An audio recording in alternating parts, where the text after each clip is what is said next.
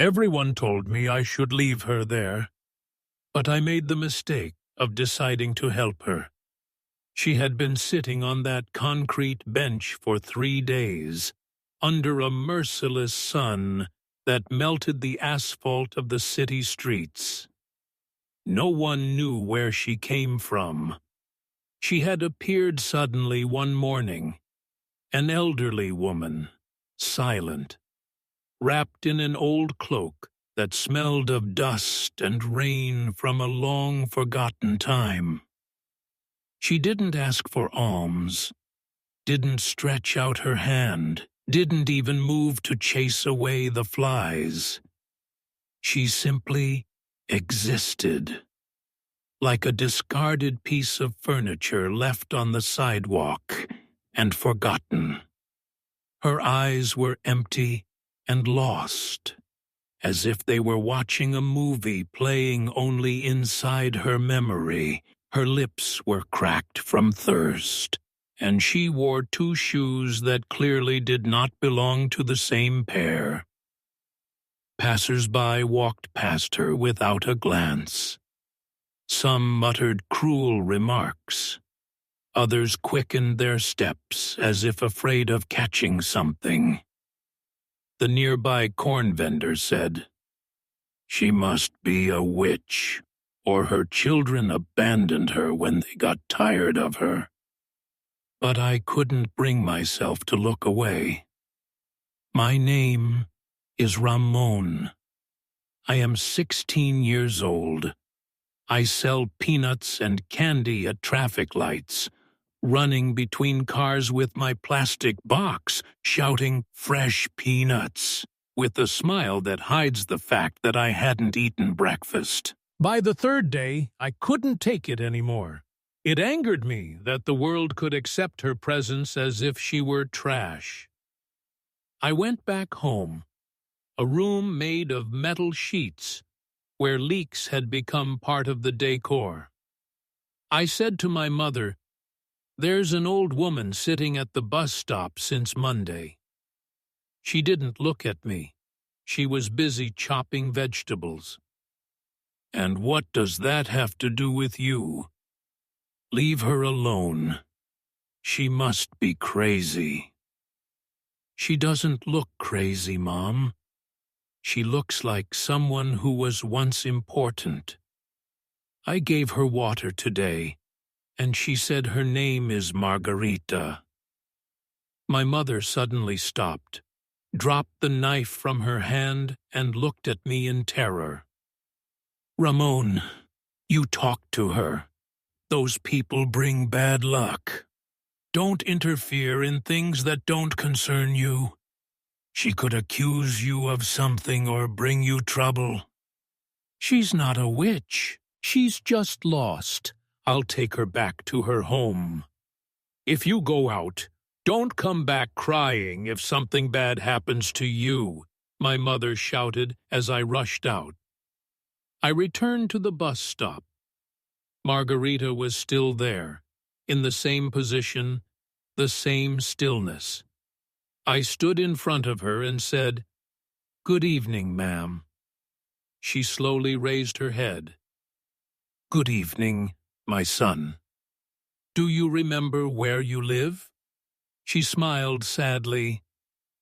"I only remember my name, Margarita, and I remember a large black gate and a paved street." I sighed.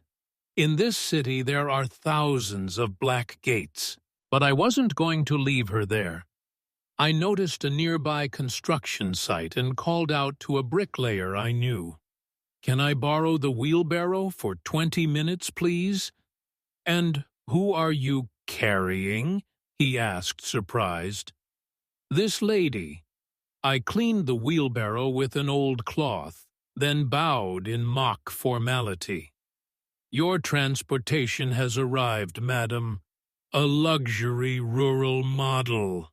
No seatbelt, but I promise to avoid the potholes." She looked at me, then laughed. For the first time in 3 days, a laugh lit up her face. I'm riding this to the ends of the earth, if necessary, please. I pushed the wheelbarrow slowly, avoiding cracks and holes, while Margarita sat upright like a queen who had temporarily lost her throne. She looked at the streets as if seeing them for the first time, sometimes whispering names I didn't recognize. There used to be a flower shop here, and that building wasn't this tall. I asked her, panting, "Are you sure your house is close?" She nodded with strange confidence. "Close to my memory. I'm not sure about reality." After a distance that wasn't short, she suddenly stopped and pointed with a trembling hand. "Here, put me down here." I helped her down in front of a massive black gate, taller than I had imagined, topped with an old metal emblem. Behind it stretched a real mansion, surrounded by tall trees and an iron fence. My legs nearly gave way beneath me. I stammered, Is this your house?" She looked at me with a gaze in which authority had returned. "Yes, this has been my home for 50 years. Before I could understand what was happening, the gate opened, and an elegant man in a black suit rushed out. The moment he saw her, his face turned pale. "Ma'am, my God, we've been looking for you everywhere." Within minutes, the place filled with black cars, people running, phones ringing non-stop. I stood there in my dirty clothes, holding a rusty wheelbarrow, not understanding anything.